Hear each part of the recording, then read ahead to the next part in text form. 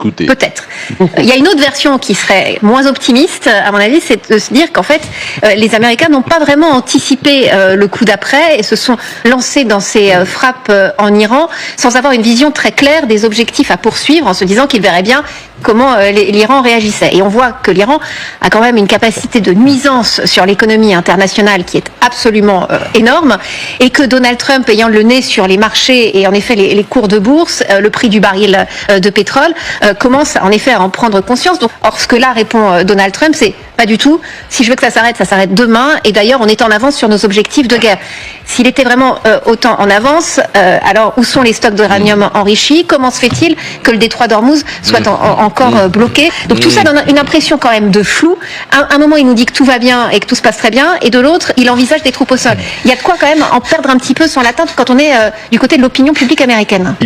Il est englué dans cette guerre dans laquelle il a été entraîné par Netanyahou, il faut bien le dire, et peut-être il commence à sentir, c'est pas sûr, qu'il arrive au bout de ce raisonnement, de ce processus, et qu'il va falloir qu'il trouve une sortie. Il faut qu'il trouve une sortie. Donald Trump semble déconnecté de la réalité, et si l'on suit l'actualité aux États-Unis de près, on constate qu'une grande partie de son administration y est opposée, estimant que cette opération ne mène nulle part. La guerre a révélé l'effondrement de la protection américaine dans le Golfe. Les États-Unis sont incapables de protéger leur propre base. Combien de fois les monarchies? Cette guerre est suivie en temps réel par les pays asiatiques qui, jusqu'à hier, misaient tout sur la puissance américaine pour contenir la Chine. Si les États-Unis n'ont même pas été capables d'assurer la sécurité du Golfe face à l'Iran, quelle crédibilité reste-t-il aux garanties de sécurité qu'ils promettent ailleurs contre la Chine? Trump ne cesse d'affirmer que l'Iran a perdu, que tout a été détruit, alors même que l'Iran continue de mener des frappes d'envergure. Trump ne respire que la contradiction, et ça commence à fatiguer ses alliés et ses propres médias. Les dégâts subis par l'entité sont bien plus importants que ceux enregistrés lors de la guerre des 12 jours.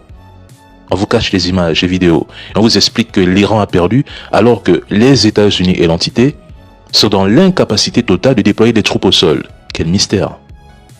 L'Iran paraît même en position de sortie victorieux d'une guerre menée sur 8 fronts. Je dis bien 8 fronts, y compris celui d'Oman. Personne ne connaît réellement l'ampleur de l'arsenal iranien, le nombre de missiles et de drones stockés dans des bases souterraines, les différents modèles, les prototypes encore jamais testés, ni ce que Téhéran réserve pour la suite du conflit. Pendant ce temps, on a l'impression d'assister à une guerre de communication qu'à une stratégie militaire cohérente. Mesdames et messieurs, je n'ai jamais vu une guerre où le président, l'entité et son ministre de la Défense, ou son ministre de la Guerre, interviennent presque chaque heure pour annoncer qu'ils ont gagné. Je n'ai jamais vu ça.